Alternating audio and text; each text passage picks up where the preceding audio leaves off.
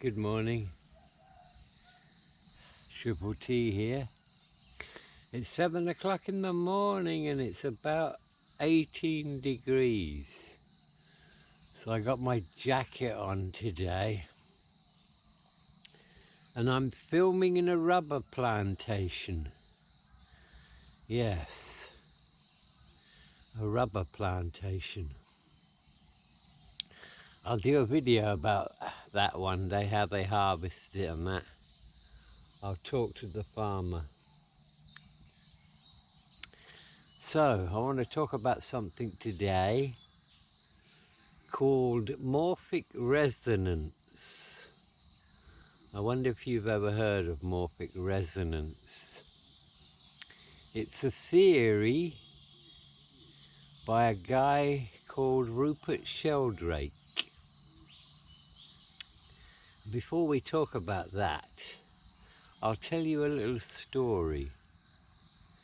Somewhere in the Pacific, there's a bird species. I'm not sure what it's called now, but it's about the size of a big seagull. And every year, the male and the females, they get together on this little rocky island. It's only about 3 square kilometers. And they build their nests, hatch their eggs, and they feed the young for about 5 weeks. And there's probably a couple of 100 pairs that do this, and they feed the young for a few weeks until the young are almost ready to fly, and then the adults just disappear. They fly away. So you got all these young birds on this island. And as the winds come, they kind of start to leave the ground a little bit and, get used to their wings. And then all of a sudden, without any warning, they all take to the sky. They fly 1,000 kilometers to a bay in Indonesia. They always go to the same bay. And what do they do when they get there? They all dive down into the ocean and catch fish. So my question is, how the fuck do they know how to do that? They're not taught by their parents, but they always go to the same place, and they don't even land. They go straight into the ocean, dive into the ocean and catch fish. How do they know how to do that? Well, that's what Morphic Resonance theory is about. You see, Rupert Sheldrake believes that what animals do and how they know what to do and where to go isn't in their DNA. It's not in their genes. It's in an invisible field. And every species has their own frequency. And basically what that means is nature is learning all the time. They've done experiments that show that if you teach a rat, for example, if you teach a bunch of rats in London to do something that rats have never done before, once they've learned how to do that, rats in other parts of the world are taught the same thing, and they learn quicker. And Morphic Resonance theory says, well, they learn quicker because other rats learned it before, and that's been put in the Morphic Resonance field for other rats to pick up on. I think that's quite an interesting theory. You know, if you're interested in that, check out Rupert Sheldrake on YouTube. So nature has a memory. And as he says, you know, he says, look, what animals do, their behavior, it hasn't been the same since the Big Bang. You know, the Big Bang didn't happen and then, oh, okay, rabbits do this, eagles do this, kangaroos do this.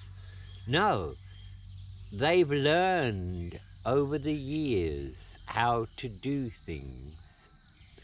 And that knowledge stays in the morphic field. And when you think about it, that's not such a million miles away from reality, from being believable, is it? I mean, look at Bluetooth. Look at the internet. We can't see digital signals. You know, you wouldn't know they exist if you didn't have a receiver. How would you know that Bluetooth exists if you didn't have a Bluetooth device? You wouldn't. So perhaps there are these invisible fields that contain knowledge. And if you think about it, you know, if all the animal species have a morphic resonance field, then maybe humans do too. And when a musician suddenly writes a wonderful piece of music, maybe that didn't come from him. Maybe that came from the morphic resonance field. There have been many composers and writers who've said after they've, you know, created a masterpiece, it didn't come from me. I don't know where it came from, but it didn't come from me. I was given it. So maybe there's a field out there that has all the knowledge that humanity has ever gathered. And all we have to do is tap into it. You know, Rupert Sheldrake's done a lot of experiments and he's found out a lot of things. He's found out that over the years, human beings have become smarter. And he doesn't believe that's because of technology or better education. He believes that's because of what our ancestors have learned and put into the morphic field,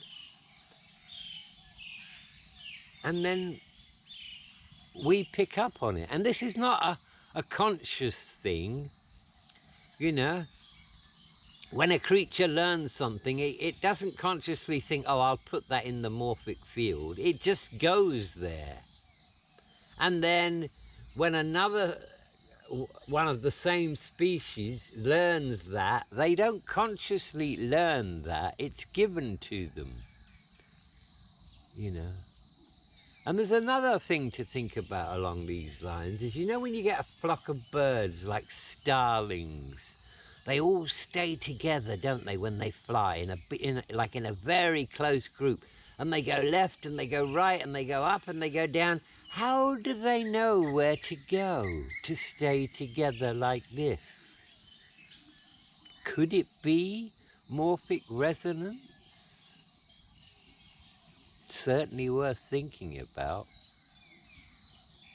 I heard about this a few years ago. Yeah, and I looked into it and I thought, you know, that kind of answers a lot of questions. You know, Rupert Sheldrake believes that memory is not stored in the brain. And guess what? 100 years of medical research and we still can't find where memories are stored in the brain. We just don't know.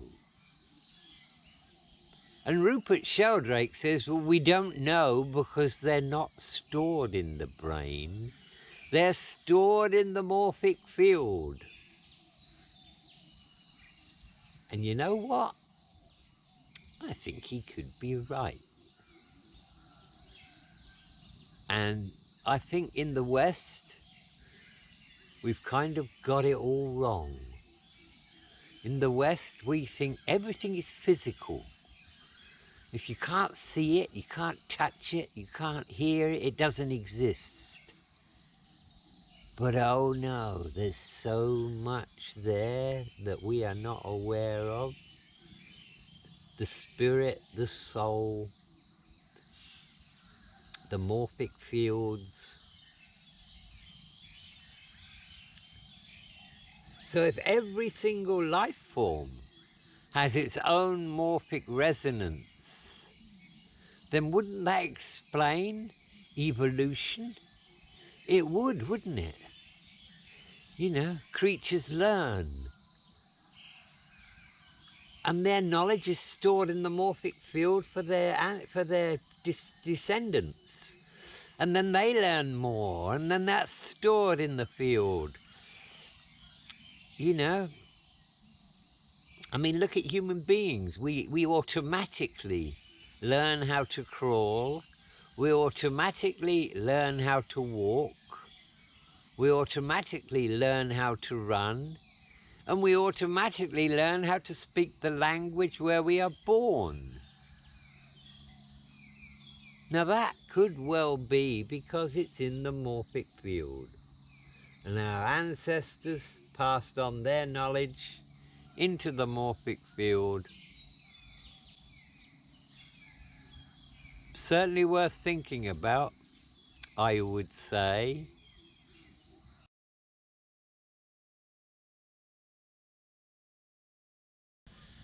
Another morning, not so cold today. 21, I think it is. Still jacket time for me. So, morphic resonance. Dogs. Dogs that know when their owners are coming home. Well, I have some personal experience of that, I might add. When I lived in Minbury, my very good Swiss friend, Guy, he would visit me 3 or 4 times a week, and he didn't live far away. And I'd be at home, and suddenly my 2 dogs would be up, and they'd be at the door with their tails wagging. And I'm like, well, somebody must be arriving. And a full minute later, his car would pull up outside. Now, they couldn't have heard his car because he wasn't that close when they got up. Somehow or other, they knew he was coming. Now, Rupert Sheldrake did some experiments about this. He got some dog owners together, and they rigged up cameras and clocks in the house of the person. And then when they were at work, they were told that the moment they thought about going home, to note the exact time. And it turned out that